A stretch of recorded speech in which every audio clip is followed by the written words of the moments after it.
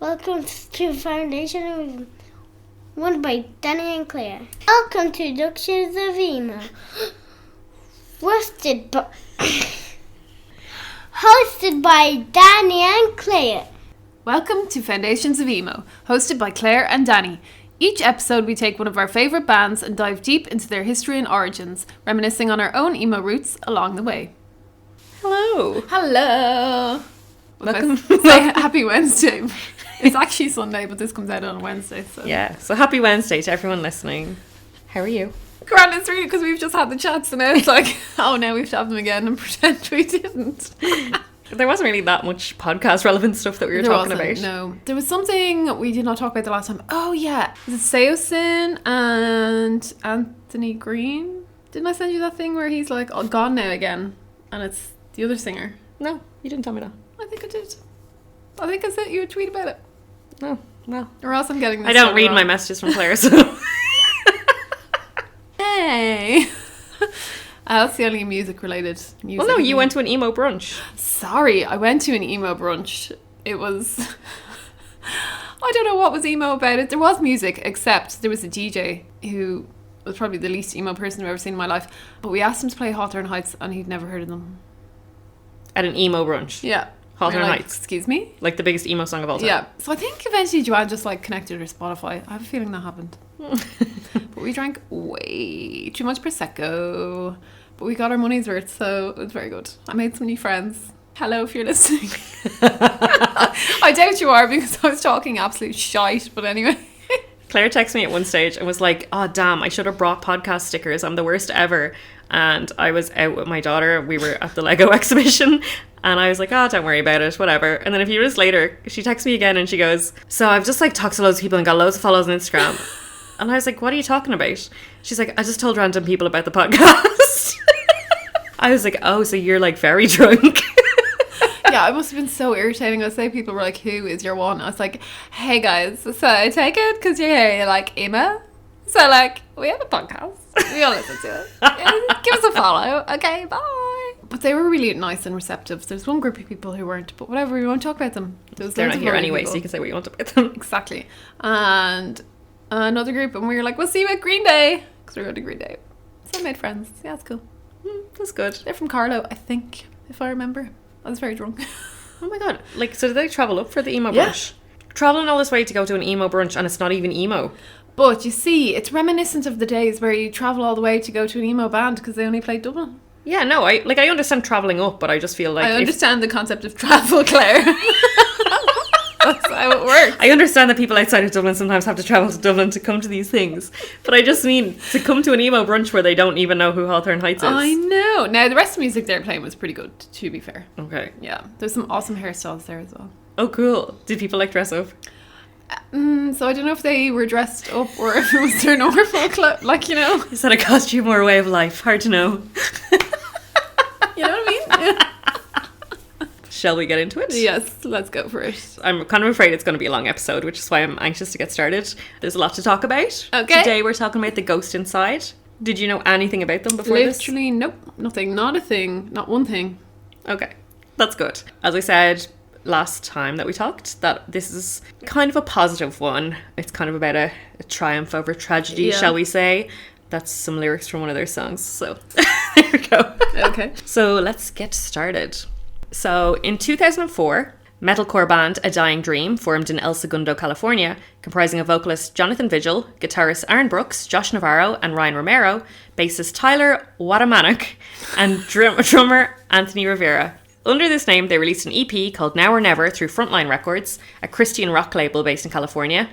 In the following year, they signed to Media Scare Records, an indie label focused on heavy metal, and re-recorded and re-released the EP with an additional track and bonus footage. So in 2006, there were some lineup changes, leaving Jonathan Vigil on vocals, Aaron Brooks on lead guitar, and Tyler Watamanuk on bass, while onboarding Sawyer Cole on rhythm guitar and Casey Stockbridge on drums.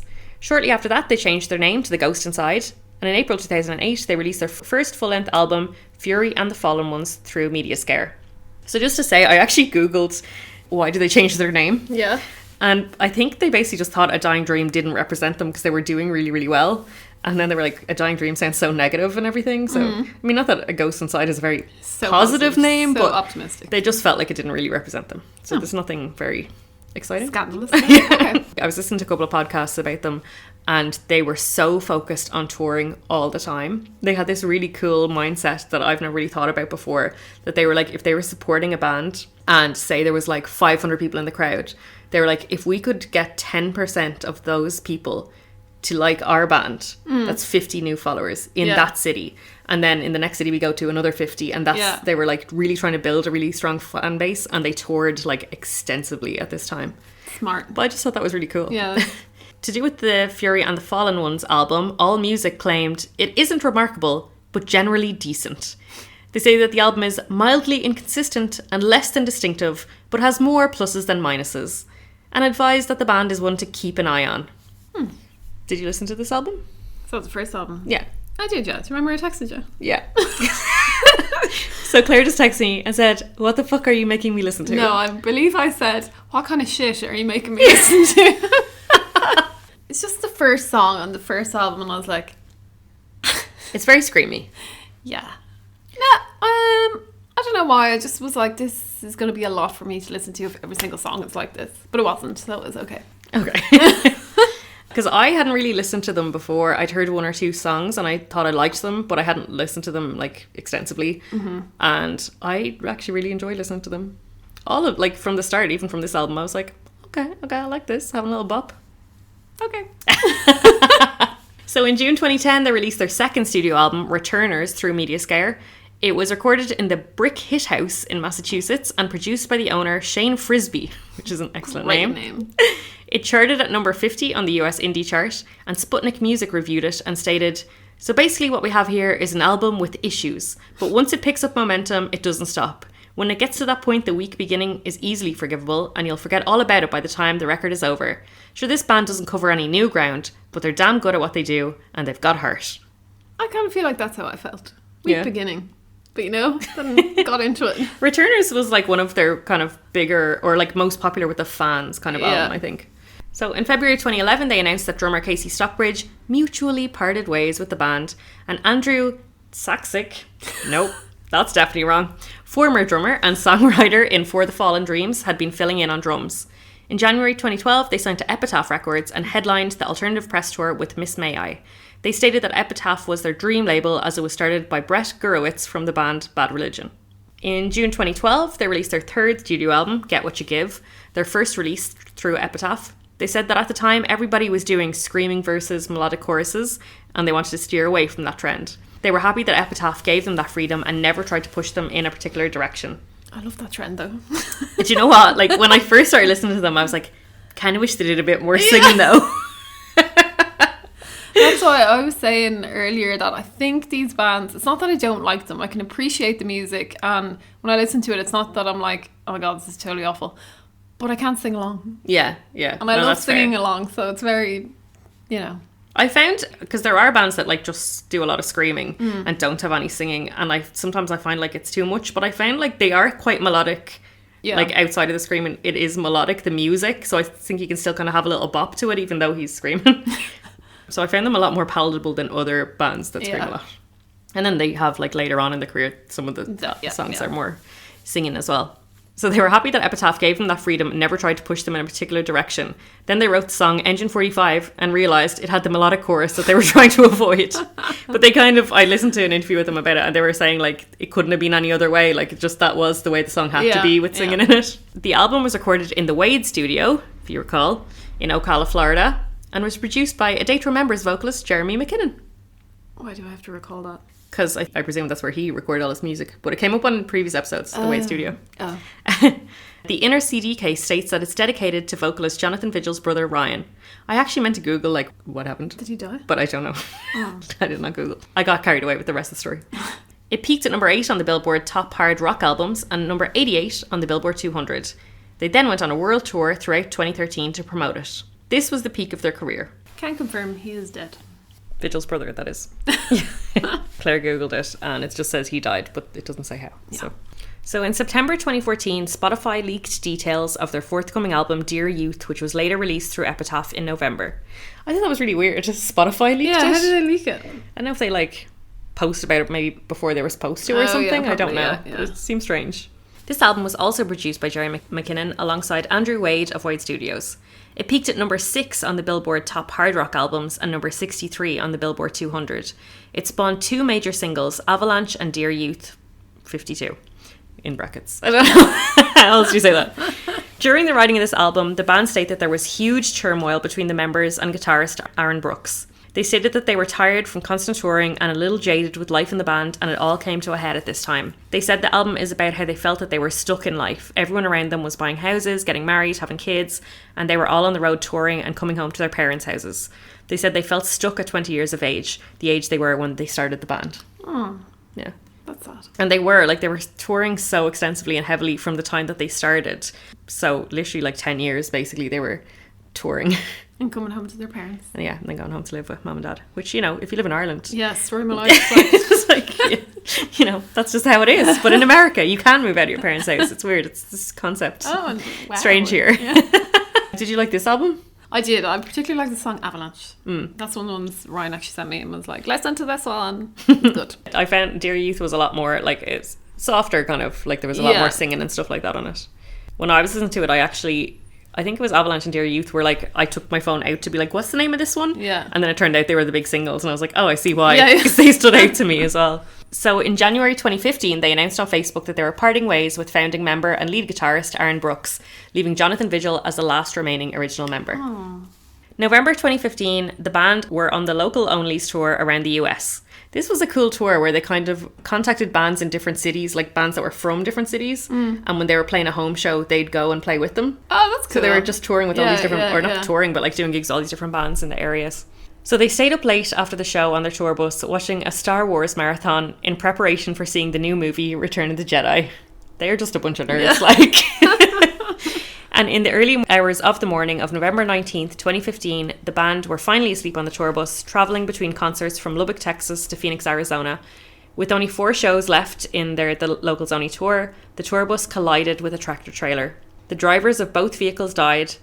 All 5 members of the band and all 5 members of the crew that were travelling with them sustained serious injuries. I thought you were about to say all 5 members of the band died, and I was like, And that's the end of the episode. I thought you said this was like a nice story. Yeah, well, it's intense for a bit.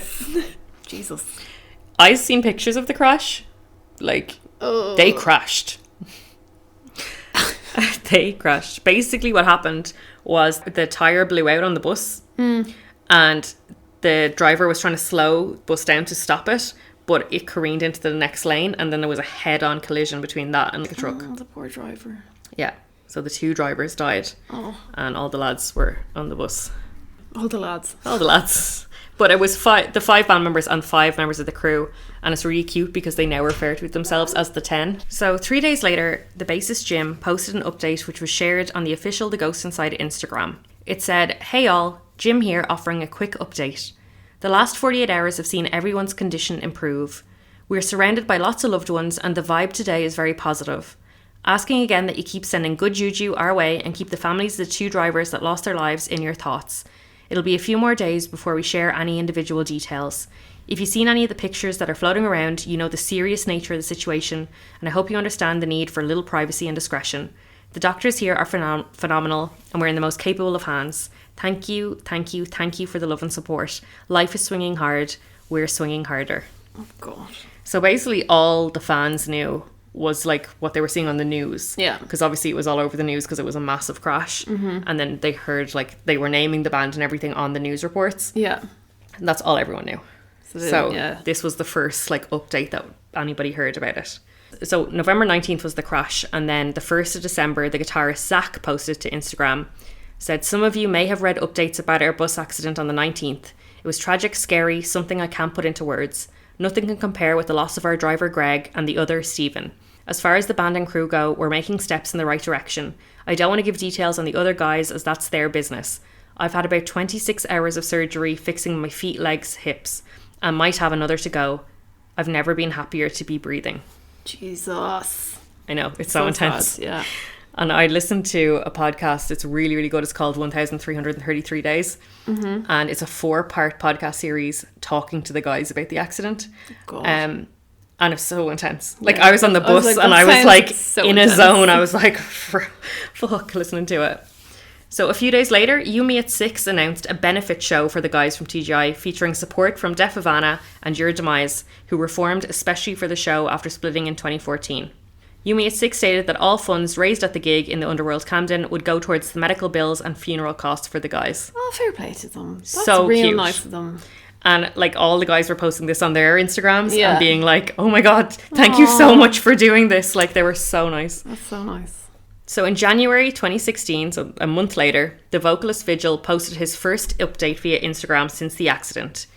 He said, "After scars on my head, a fracture on my neck, a wound on my back, skin graft right elbow, ligament damage on my knee, broken tooth, and 2 broken ankles, I'm here, world. Glad I'm alive." God. There's very little information about this online, so that's why I kind of went on a deep dive into the guys' Instagrams. But what really hit me was like how positive they all were. Yeah, yeah. Like the end of every post is like, I'm here, like Yeah. we're good. You Yeah. know what I mean? And imagine, just I can't fucking imagine, like yeah. insane. The next day, drummer Andrew confirmed via his Instagram account that the accident had resulted in him having his right leg amputated above the knee following a medically induced 10-day coma.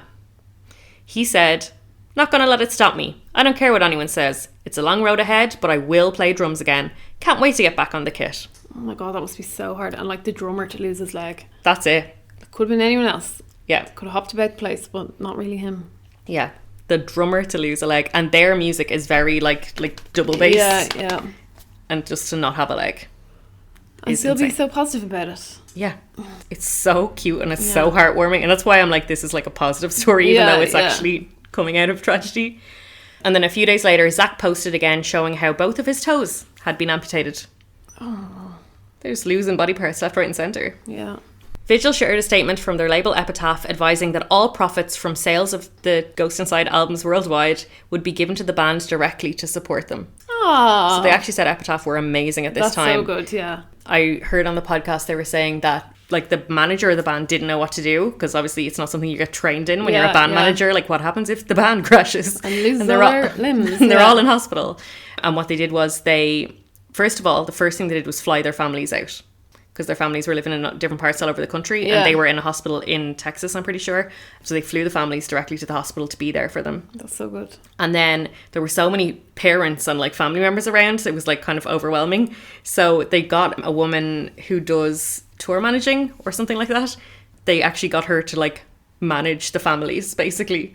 So to make sure that they all Yeah, had yeah, like yeah. food and like Yeah, stuff like yeah. that. Vans were really good, like the Vans clothing were really good to them and said like go to our outlet store and like the families can get whatever they want so that they're clothed, because like a lot of the families just like walked out the door Yeah, and got yeah, into as the you car would, and yeah. wasn't thinking about like packing or how long am I going to be in Texas or anything like Yeah. that. And Vans were like, yeah, That's so nice. get whatever. Yeah. The support I think is amazing that they got. At the end of January, Vigil posted about standing on his own for the first time in 2.5 months. In February 2016, bands such as Let Live and Bleeding Through clubbed together to create a festival in California called Friends Fest to benefit the band. Friends Fest, that's so cute. I know! In March 2016, Zach posted a video of him taking his first steps in over 4 months with the help of a walker. God. It's like none of them could walk, basically, after it. That same month, Vigil posted about finding out that his ankle bone was infected, meaning he needed IV antibiotics twice a day for 6 weeks to clear the infection before he could start the other surgeries he's needed. God. Like, we're now in March, Yeah. which is 4 months later, and it's kind of like they feel like they're improving, and then there's like a setback. Yeah. And then they feel like, you know, they're getting somewhere, and then a setback again. Like, they're only starting to walk again months later. God. And then Andrew posted a video of him doing physio and trying to walk on his remaining leg. So there's this part of the podcast, and yeah, I probably should have put a trigger warning at the start, but I'm going to put a trigger warning here for the injuries that the band sustained, because no. so Andrew, the drummer, had in total around 51 injuries. He had a right leg deglovement, Oh no. if you know what that is. Yeah. I won't explain. Don't Google it, probably.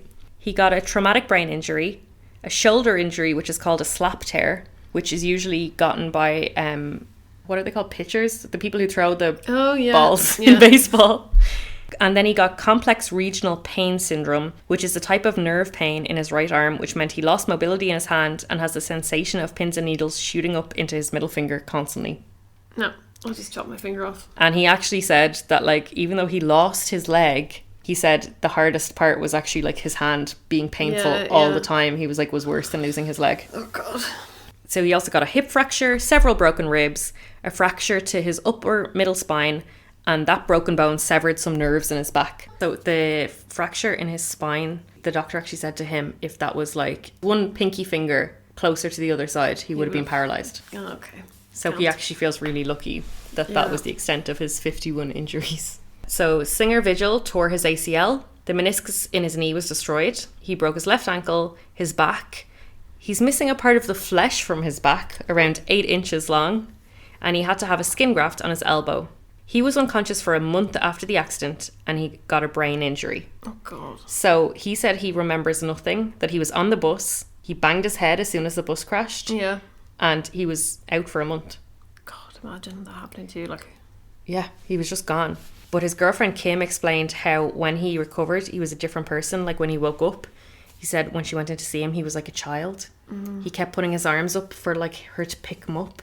Literally oh, no, like stop, a child. That's so sad. I know, so sad. And they didn't know if he would ever recover. Now he has. He says he's like 90%. He said there's still like, sometimes he forgets words and Yeah. there's like still something. But like I've seen his videos on Instagram and stuff now and like you wouldn't know. Yeah. But he said he's only like 90%. He had to do all these like, it's like physio but for your brain. So he has to do all these like word memory games and like word association games and like little puzzles. Yeah. And he said he just used to do them constantly in the hospital to try and get it back. Yeah. And it's worked, but he said he had problems remembering words. So like he'd want to say to the nurse, like, I want to change my pillow around, but he'd be like, I want to change my...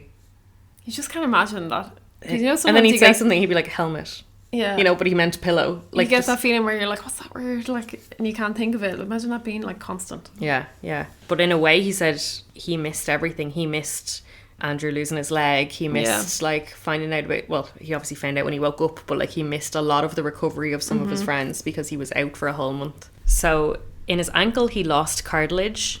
And when he walked, it was bone grinding on bone. No. Mm-hmm. No. And then he got a bone infection.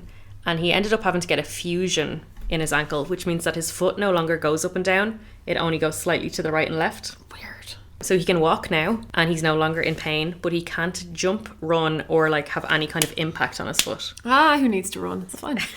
But he said he's so happy because it means there's no pain when he walks now. Yeah, yeah. And I was actually watching a video on his Instagram yesterday of him walking because he said that if you look closely, you can still tell that he walks funny because obviously his ankle doesn't bend, so it's Yeah, kind of like yeah. that. But like you really wouldn't notice unless Yeah. you look really closely. And Zach, they found blood in his lungs 2 years after the accident as he had such intense bruising. He broke 2 ribs on the left, fractured a vertebrae in his lower back, and 60 to 70% of his pelvis was completely shattered. Oh. And it took 18 hours of surgery to put it back together. Oh my God. How do people... Sorry. Can we just have a shout out to the people who did that for 18 hours? Yeah, the surgeons. What legends. It's like doing a little jigsaw, must be. His left hip socket was shattered in 5 places, his right femur snapped completely, and his left foot was crushed to the point that it was dangling, and then that he eventually lost those like 2, it's the 2 little toes on his foot. Oh. Chris fractured both of his ankles as well as midway on his foot. He also dislocated his foot in the middle, which is an injury usually seen in horse riders from like stirrups. Oh, yeah, So yeah. if the horse lands on you, Yeah, then the like- foot kind of snaps in half around the stirrup. But it's such a weird injury that in the hospital they didn't have a doctor who could like help it. him. Oh God. Now he went to a different hospital after this and they did manage to fix it, but like the hospital in Texas, they were like, oh dear. Sorry babe, I can't help you there. I can do an 18-hour surgery, but nope, not this one. He had a left ankle fracture, which was worse than they originally thought, and the joint was shattered. And it's similar to Vigil that the bone was grinding on bone, and now his foot only goes up and down. Same as... Yeah. the other time. Well, no, the other guy, it only goes left and right a little bit. This Oh, one is so- only a little bit up and down. Put them together and then one full foot. And then he got serious depression to a point. There was an interview with his wife that I heard that she used to go to work and he would just stay at home and he wouldn't talk to anybody, wouldn't talk to her. He just was in such a bad place that when she came home from work, she used to run in and run down to the basement where he was hanging out to make sure he was alive. Because she was just waiting for the day she came home and he wasn't. Like, that's how bad it was. And he also developed a fear of flying, which I thought was really interesting because it was a bus crash. Yeah. But he said the sensation of turbulence was the same sensation of like the bus gliding to a stop in the crash. No. And he said he has friends who are pilots. He said he's been on YouTube, he's looked at videos about turbulence and he knows it's safe. Yeah. But he can't, it's the sensation of it. He like has a panic attack. And he also obviously does not much like getting the bus. Getting on a bus after that. And then finally, Jim had a double broken ankle, cuts and bruises, chipped teeth and a broken jaw. He had the least life-changing physical injuries, but he got serious mental health issues afterwards. He does a lot of the tour managing as well. And he would always take the bunk closest to the front because he'd have to like talk to the driver and like do different things. And it was like the least disturbing to everyone if he was near the front. But when they got on this bus, it was like set up a little bit differently to other buses they had been on. He said to Vigil, do you want to sleep in this one because it's a little bit bigger? And then Vigil was the one who was like unconscious for a month. Yeah. And everything. So he felt really bad. Like that should have been me kind of way. And then he also, because he was doing the tour managing stuff, he also chose what time that they departed. And he said he was so in his head that he was like, what if I had said a half an hour earlier? What if I had said a half an hour later? Okay, maybe the tire was always going to pop, but maybe the truck wouldn't have been there. And just like playing this in his head constantly, he like really suffered with his mental health because of it. That was their injuries. And I think that's insane. That is insane. I'm like, how are they still alive? How they all managed to survive is insane. Yeah. The story really that struck me, obviously the biggest story, is Andrew losing his leg. And he was in the hospital and they were trying to save it. Then it got really infected. It was turning into sepsis. To the point that like several of the band members and Andrew's dad said when they walked into the room they could smell the infection. No. And then the doctors were like, Yeah. he could die. Yeah. So we need to take the leg. And the like decision kind of had to be made. Andrew's dad had to sign the papers to say take his leg. And the whole time Andrew was in a coma. So he was waking up to not having a leg. Yeah. Which is insane. Yeah. And his dad obviously knew what being a drummer was to him and everything, and how much the leg meant, like more so than for a lot of other people. Yeah. His dad actually sounds like such a legend, but it was really hard on him. Yeah, can you imagine? So later in March 2016, during a Warped Tour announcement live stream, it was announced that the Ghost Inside would play Warped Tour 2017. How? I just don't get it. How? I just love their spirit. They're like, do you know what? Let's just go play Warped Tour. None of us can walk, Who needs but to by walk? next year, we're going to play Warped Tour. Yeah. I love that. A band had never been announced so early before, and they were the first band announced for that year. The following day, Chris Davis, formerly of the band Texas in July, was announced as an official member of the band after touring with them since the previous year. So, like, obviously Chris was in the accident with them and everything. Yeah. So I feel like they had to, like... We've been through a lot together. I feel like we need to make you official. In April 2016, Stray from the Path recorded and released a song called Talking Tragedy and donated all proceeds to the Ghost Inside. Oh, why is everyone so nice? I know, like scrolling through their Instagrams from that time, all it is like them shouting out different people who are helping them. Yeah. But they were also really cute as well. Like nearly all of the guys on their own like private Instagrams were posting, oh hey, like our friend's band, whatever, have a new song out today, you should listen to it. And you know, just like promoting their friends, seeing as they couldn't make their own music. Yeah. It was just really sweet. That same month, Andrew posted a video of himself walking with his new prosthetic leg. He has one of those like little robot legs that cute. Indy really wants. In May 2016, Zach posted to Instagram looking back at the accident. He said, "Then I look back at the worst day of my life. We've kept a lot of photos to ourselves. These are a few that show how bad it really was." And like these photos are bad of like the crash. Yeah. Like it's insane. You can kind of see how they got the injuries that they got Yeah, when you see these pictures. It's been just a bit over 6 months, but it has flown by. I'm not looking for sympathy here, just reflecting. I was one of the few who was awake when the accident happened, and other than little bits of dozing in and out, I remember every bit of it like it was yesterday. Beyond grateful for the people who survived, and always thinking of those who didn't. The worst part was waiting for help to show up, assuming that some of my friends didn't make it, and not knowing if I would myself. After I was considered stable, I found out that with the injuries I sustained, I was very close to death. Had the helicopter not been there when it was, that could have been the end. We're all making progress with the help of each other, our families, and all of you. Learning to walk again is a trip. Literally. Haha.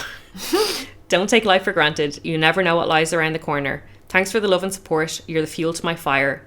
P.S. Regardless of how extreme injuries were and mental states, we will be back. See if an accident fucking stops me. It won't. I feel really bad now when I complain about anything. Yeah, this is like made me think about my Yeah. whole life. So at the end of May, Jonathan posted that one of the screws from his ankle broke through the skin and he was due to go for surgery the next day to replace all of his hardware to prevent further bone infections. Oh God, it's So- just never ends. So he stepped out of the shower and in the corner of his eye, he was like, what's that? Like in the mirror. And it was the screw coming out of his ankle. Just out through the skin. No. That's insane. I didn't know that could happen. Thankfully, I don't have any Yeah. metal inside me, but now I'm scared. He said it was disheartening as it was delaying his recovery and meant he was further away from walking by himself. Oh. In July 2016, The Ghost Inside won Most Dedicated Fan Base at the 2016 APMA Awards, and it was the first time all 5 members of the band had been together since they were in hospital in Texas. Oh. So cute. And just most dedicated fan Yeah. base as well is so cute. In August, Zach posted an Instagram update saying he was devastated to discover that his femur hadn't healed at all and had slipped under the radar when he was in hospital. He advised that he had to get 2 more surgeries, and they also found out that he had a hernia, so they'd have to operate on that as well. And then he would need to restart physio all over again. So it's just setbacks, and Yeah. they're being so positive, and Yeah. it's so sad. So on the 1-year anniversary of the accident, Andrew posted, "A year ago today was the worst day of my life, but it was also the first day of my new life. I look at it all differently now. After we were given a 1-up, I see things in a different light. It's important to not sweat the small petty things in life. You need to enjoy what you have. Tell your family and friends how much you love them. Those are the things that really matter. I can't stress enough how true that is. Today, I'm not looking back and thinking about what happened, and I'm not asking, why me? Instead, I'm smiling and laughing while being thankful that my friends and I got to see another year. Keeping in my thoughts the drivers who unfortunately didn't make it that day. I couldn't even imagine going through something like this without my family, friends, and all of you by my side. I truly do mean that from the bottom of my heart. The amount of support has been unlike anything I've ever seen before." I'm gonna cry. It's so cute. It's so cute. But again, it's like they're just so positive. Yeah. They're just so happy. In February 2017, Jonathan announced that they would not be able to perform at Warped Tour. And Warped Tour stated that they would hold the band's spot for whenever they were well enough to play. Then, of Yeah. course, Warped Tour stopped happening after that. Oh yeah. So that's kind of sad. That is sad. But- But maybe it's a good thing they never played Warped Tour because we'd probably be saying they're perverts. On April 17th, 2018, so the following year, the band held their first band practice since the accident. This is 2.5 years after the bus crash. Wow. Can you imagine? And on April 30th, they made a statement stating, yes, there is a future. Cute. They then started a weekly update on their Instagram where one member took over the band's social media pages per week to do a member chat Monday to share insights, personal progress, and behind the scenes of what the band were doing. And they were really wholesome and I was cute as just gonna say, well. wholesome was the word that came into my head. They're also wholesome. Yeah. They're just like, hey, it's Vigil. I'm just like hanging out today. Like, Aw. whatever. If you want to ask me any questions, come over to Twitter and ask like whatever you want and I'll be online all day if you need me. Like, So cute. They're really cute. This is my favorite part. Spoiler. At the end of May 2018, drummer Andrew posted on the Ghost Inside's page saying, "This is something I've been excited to share for a very long time. My dad is quite the handyman and came up with this great idea. Playing drums with a prosthetic leg just wasn't working out. The timing was way too off. There was a latency. It was awkward and clunky. My dad had a vision of designing me a device where I didn't need to attach my prosthesis at all. This way there is no weight my limb has to lift, which eliminates fatigue and gives me a far better action when striking the pedal. With that said, I still have a long way to go before I get it 100% down, but it's absolutely the right direction to go in terms of playing as close to my full potential as possible. My mom coined the name for this device, so we've been calling it the Hammer."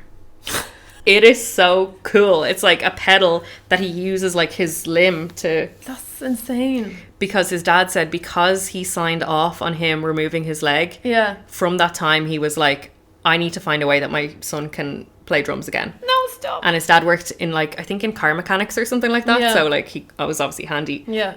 And he worked on this and made him something that he could play drums again. So cute. And all the comments are like #Larry and all. Oh, Larry, we love you. We love Larry. He's so cute. And when he was in hospital and he had to sign the papers to say that they had to remove Andrew's leg, his dad, Larry, turned around to the doctor and was like, "Can you take my leg off too so he doesn't have to wake up and go through this alone?" No, okay, that's it. I'm done. I'm done. Nope. #Larry. I'm so sorry. I thought your music was shit. In January 2019, a fan on Twitter asked if they were working on new music, and the band shared a photo of them in the studio. In February, they announced a return show for July 13th in the Shrine in LA, and the tickets sold out within 4 minutes. Well, I'd say so. The I'd band hope were so. absolutely blown away by this. They thought it was a big enough capacity venue that they were like, hopefully it sells out, obviously, but you know, we've got a couple of months, like in that time, hopefully everyone gets a ticket that Yeah, wants yeah. one, and 4 minutes they were gone. Wow. And they were just, sorry, what? It's like when we finally announced we're doing a live podcast show Yeah. and it sells out instantly, and we're like, oh my We're God, like, I can't sorry, believe what? it. Like, we always knew it was coming, but like, can't believe it. Blown away. So during the show, Vigil said he was not sure if that would be the Ghosts Inside's last ever show or if they'd play 100 more, but he did announce that the band was working on new music. In a video update in August, the band stated that they plan to perform some one-off shows at some point in 2020, but stressed they're not going on tour. Later that month, they posted a photo on their Instagram of them in the studio. The caption just said, album number 5. Dun, dun, dun. So that show, it turned out, it sold out so fast that what they did was they moved it outside the venue to an outdoor thing so that they could sell 3,000 more tickets. Nice. And they were gone in a minute. Nice. Insane. Awesome, yeah. But they had in their head, they were like, we don't know if we can ever go on tour again, because like they're obviously in so much pain from recovering Why would you and ever stuff. want to? Yeah, it's not like, oh, we're better now, so we can Yeah, just go on yeah, tour. yeah. Like, these are things that like obviously take years to recover from. So they had in their head, they were like, we want to play one show and we want to release one new album, because we don't want the last thing we did before the crash to be the last thing we ever did as a Yeah, band. yeah. We want to do something else after the crash. And that was their goal. But then after they did that show and it was so popular, they were like, okay, we'll do a few more like single shows. Yeah. They couldn't go on tour. They were all in bits, sure. Yeah, exactly. Literally. They were in bits. Like 18 bits. In April 2020, they released their first new music since the accident, a single called Aftermath, which they referred to as a tribute to the community that supported them, stood by them, and raised them from the ashes. They also announced that their forthcoming album would be called The Ghost Inside, and stated that it's proof positive that the strong survive and the beat does go on. The music video for Aftermath opens with footage of the bus crash before showing Vigil performing at what appears to be the site of the accident, interspersed with images of Andrew recovering from his injuries. Oh, stop, I can't. The video's insane. I actually saw this before. That's how I knew they were in a bus crash and stuff. But Yeah. like, now that I know the story, Yeah. I'm obsessed with it. In June 2020, they released their self-titled 5th studio album through Epitaph Records. It was recorded in the Audio Compound in Orlando, Florida, and Graphic Nature Audio in Belleville, New Jersey. It was produced by Will Putney, guitarist of deathcore band Fit for an Autopsy, and Jeremy McKinnon again. What a terrible name. I feel like I've heard their name before. Terrible name. The album has been referred to as a return to form and has drawn comparisons to Returners and Dear Youth. Critics praise their technical skills and positive lyrics. It was not as commercially successful in the US as previous releases, reaching only number 141 on the Billboard 200. It made it into the top 10 in both Australia and Germany. Unlike most of the band's songs, Pressure Point, notably, uses profanity. Oh, I thought this was really interesting because I never copped that the songs don't swear. Yeah. But one song does. And the band generally avoids featuring profanity in their songs, but Jim stated that sometimes you're just so fed up that nothing less than a big loud fuck will get the job done. I agree. I know what he means. Of the album title, Jonathan explained that the original intent was to choose a title which accurately summarised the events the band members had gone through in the previous 5 years, but nothing they thought of was satisfactory. I always think when a band releases a self-titled album, I'm like, that's just lazy. Why could you not think up a name for the album? But I just feel like for this, It's very fitting. it's perfect. Yeah. Just calling it themselves after all they've been through, after everything. I think it's really cool that they're just like, no, this is us. This Yeah. is the Ghost Inside. What did you think of this album? I feel really bad that didn't really think much about it now, to be honest. Yeah, but like when I listen to it now, Yeah, Knowing maybe all I'll of have this- a different outlook on it, but I was like, meh. like it literally starts and they're like, talks about rising from the ashes, triumph over tragedy. Then there's the second song on the album is called Still Alive. And like there's a chant in it where they're like, still alive, Yeah. still alive. And See, now if you listening to it, listen I'm to like, that- go on, lads. If you listen to that with no context, it's just kind of like, oh, whatever. Like, triumph over tragedy, whatever. I feel like if I was at a gig and they played that, I think I'd cry, honestly. Yeah, yeah. Because I'm like, go on, lads, I love you so much. So the album's cover artwork is a collage of images of fans' tattoos dedicated to the band. Which is Oh. kind of cool. In a 4-star review, NME wrote, having survived the kind of ordeal no one should ever have had to face, it would have been understandable, hell, perfectly justified if the metalcore band had turned in a dark, bitter record that reflected their most traumatic period. Instead, after 4 years of intense rehabilitation, the Ghost Inside self-titled 5th album is a towering statement of positivity, transforming pain into catharsis, determination and hope. I think that sums it up really well. Yeah. Could have given them 5 stars, but okay, fine, whatever. The day after the album release, they announced that they'd parted ways with longtime bassist Jim Riley, following an alleged racial comment he supposedly made in 2015. Oh no. Isn't that insane? After all that shit they've After gone going through all of that together and just being like, sorry, Jim, you're out. Was 2015 the year the accident happened? Yeah. Well, Well, it was November 2015, so presumably it was before the accident. Like, how bad was it now? okay, so the band put out a statement. And I will say, before I even say this, one of the best statements I've ever heard. Okay. Now, I know we're not talking about sexual predators like we are in most episodes. Yeah. Still, it's a really good statement. Okay. The Ghost Inside was born from a scene of forward thinking, understanding, and progressiveness. Our music and message has always been one of hope and finding that light at the end of the tunnel. Racism and bigotry of any kind stifle that journey to light. It closes and locks doors that need to be broken open. We've decided to part ways with bassist Jim Riley. While we didn't hear these words spoken directly from his mouth, we did hear mutterings of the incident. At the time, we thought this to be just a rumour, but it offended and hurt a community we are meant to bring together. We should have spoken up back then and we didn't. We should have dug deeper. We acknowledge that we were silent. We are self-educating and growing and learning as individuals. We're here to say that we as a band fully condemn racism and support the black community in the fight against systemic racism. Excellent. I think took ownership, got rid of Jim, was like, no, that's not what we're about. But I just feel real bad for Jim. So listen to Jim's statement. The Ghost Inside began selling a charity t-shirt with the proceeds benefiting the National Association for the Advancement of Coloured People, or the NAACP, and Rashad Jackson, the drummer from the band Brace War, called out Jim for using the N-word in 2015. And at the time of the accusations, Rashad threatened in a tweet that if Jim remained in the band, he would make sure the Ghost Inside never play a show.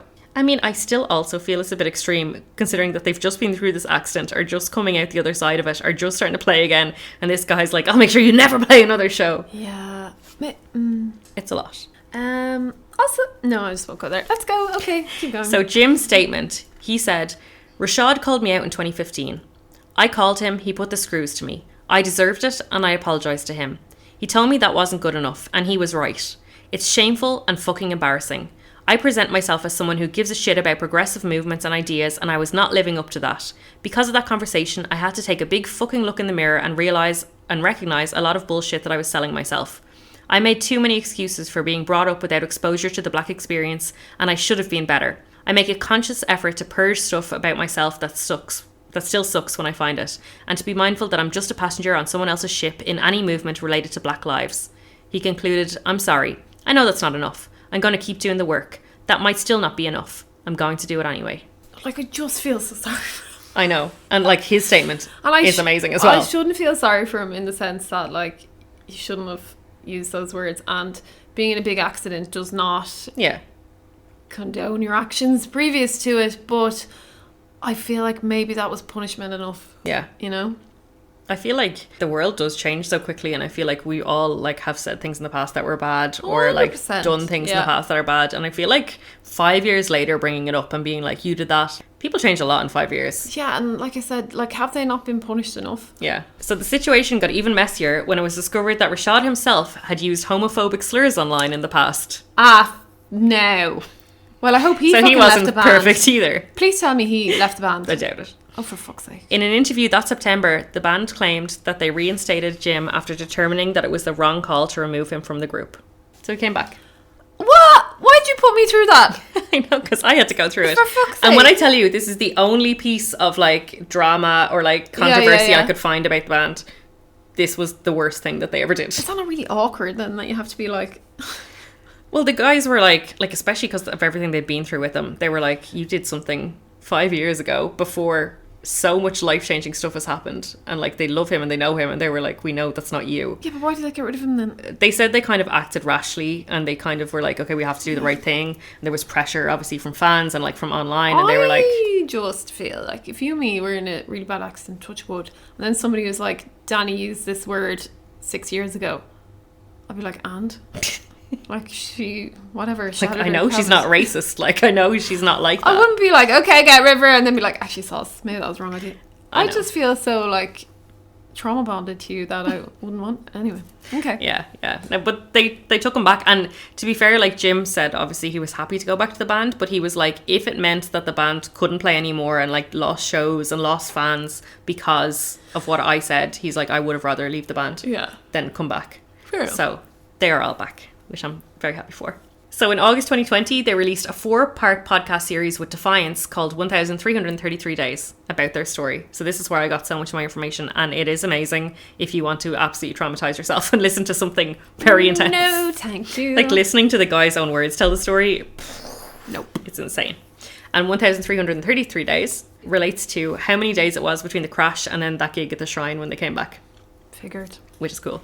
And they also have the first song on that album is called 1333. Hmm. So they were booked for a number of festivals and a one-off show in London, but COVID meant a lot of these dates were cancelled or postponed. In March 2023, they kicked off a UK tour and then toured around Europe. Oh. They went on tour.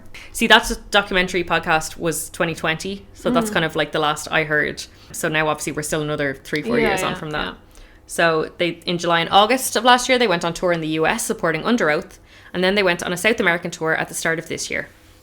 Since last year, they've released 4 new songs from their forthcoming album and announced their 6th album, Searching for Solace, which is set for release on April 19th. Well done to them. And that's it. That's the story.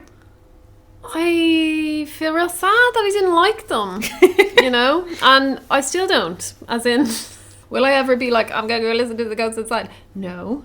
I have been listening to them, and I think when you listen to the music with the context, Yeah, I it probably would definitely like it a bit more, yeah. helps, because they're just so positive in the songs and everything, and they're like, To be fair, it's not that I didn't like. There's some bangers on it, and I was listening to it and I was like, "That's a good song," but it was just like, I think it's a lot sometimes when we have to listen to like the 5 albums. yeah, you know? yeah, it is definitely. Fair play to them.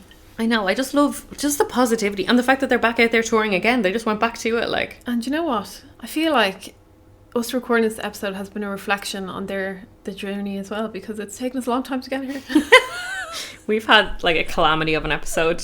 We have had to stop recording 8,000 times and look after my child. Poor And little Indy is not well. she's not well, but she's calling me every 2 minutes. So this is just pause, go again, pause, go again. So this But we got there. could be the most disjointed album episode of all time. That's why Danny has lost the ability to say words. Yeah, I can't even think. I'm tired and it's been a lot. But we got here. So what is your song? Hang on, you talk know? there now because I need to find them. So my song on repeat is going to be Still Alive, because it gets me every time when they're chanting Still Alive. Well, I just feel like I'm boring now because mine are just boring. Where's the song? I don't know if I know my song to skip. I do. It's the first song on the first album You don't like that one? because I wanted to skip it. Mine was going to be the one with Point North, but I can't remember what it's called. As your song on repeat, I knew it was going to be. Did you? I How absolutely did you knew. know? There's definitely a song that stood out to me that I was like, okay, I'll put that as my song to skip. Now I don't know what it is. That's okay. You love them all. I kind of do. I just think they're so nice and I don't want to skip any songs. Fair play to them. What age are they? Do we know? So they were 20 when they first came out, they said, or like in around 20, which would be make them born in 85. So they're around Similar age like to 40 ourselves. kind of thing. Yeah. Yeah. And like any of their Instagrams are so wholesome. They're always just like out with their kids or like, I'm so glad no one's a pervert. oh yeah. And they're all like real thankful for their significant others for being Yeah. there for them through the crash and everything. Oh. Yeah. Very wholesome. Imagine one of them broke up with them after the crash. That'd be awful. I am a massive supporter of this band now after reading all Yeah, this. me I just too. I just love their attitudes and how positive they are about everything, Yeah. honestly. I would go to their show. Yeah. I mean, sorry, do you know what? I'd actually feel bad going to their show because I'd be like, I'm just wasting a ticket for someone who probably loves them. But I mean, what I'm trying to say is I would support them. Yeah. Yeah. So what band are we supporting or not supporting next time, You're Claire? gonna hate me. Oh, fab. Do you have any ideas? No, I have no idea who you're going to choose. So I've had like a load of bands there. I'm like, I want to do them because to me, they're just the bands that like define that time period. You know, everyone knows something to do with them. But I just didn't want to go there because like that's like 20, 30 years worth of music that I just don't want to go into. But I've done it now, so sorry. It's Sum 41. Okay.